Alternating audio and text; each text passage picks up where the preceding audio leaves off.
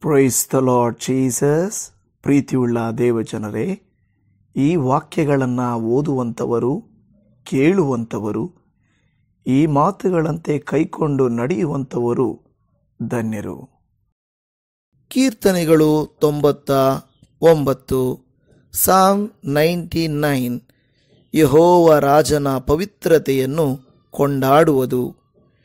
ಯೆಹೋವನು ರಾಜ್ಯಾಧಿಕಾರವನ್ನು ವಹಿಸಿದ್ದಾನೆ, ಜನಾಂಗಗಳು ನಡುಗಲಿ.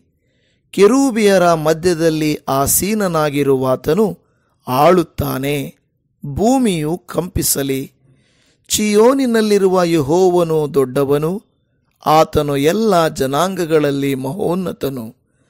ಅವರು ಯೆಹೋವನ ಪೂಜ್ಯವಾದ ಮಹಾನಾಮವನ್ನು ಕೊಂಡಾಡಲಿ. ಆತನು ಪರಿಶುದ್ಧನು. ಅರಸನ ಬಲವು ನೀತಿಯಲ್ಲಿ ಆಸಕ್ತವಾಗಿದೆ. ಯಥಾರ್ಥವಾದದ್ದನ್ನು ಸ್ಥಾಪಿಸಿದವನು, ಯಾಕೋಬ್ಯರಲ್ಲಿ ನ್ಯಾಯ ನೀತಿಗಳನ್ನು ಸಿದ್ಧಿಗೆ ತಂದವನು ನೀನೇ. ನಮ್ಮ ಯೆಹೋವ ದೇವರನ್ನು ಘನಪಡಿಸಿರಿ. ಆತನ ಪಾದಪೀಠದ ಮುಂದೆ ಅಡ್ಡ ಬೀಳಿರಿ. ಆತನು ಪರಿಶುದ್ಧನು. ಆತನ ಯಾಜಕರಲ್ಲಿ ಮೋಶೆ, ಆರೋನರು, ಆತನ ಹೆಸರಿನಲ್ಲಿ ಪ್ರಾರ್ಥಿಸುವವರೊಳಗೆ ಸಮುವೇಲನು ಪ್ರಾರ್ಥಿಸಿಕೊಂಡಾಗೆಲ್ಲ ಯೆಹೋವನು ಅವರಿಗೆ ಸದುತ್ತರವನ್ನು ದಯಪಾಲಿಸುತ್ತಿದ್ದನು.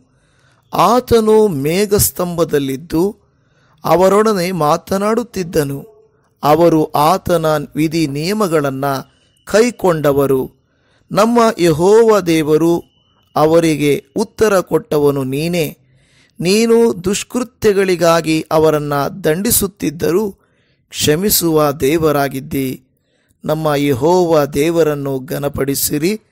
ಆತನ ಪರಿಶುದ್ಧ ಪರ್ವತದ ಕಡೆಗೆ ಅಡ್ಡ ಬೀಳಿರಿ. ನಮ್ಮ ಯೆಹೋವ ದೇವರು ಪರಿಶುದ್ಧನು. ಆಮೇನ್.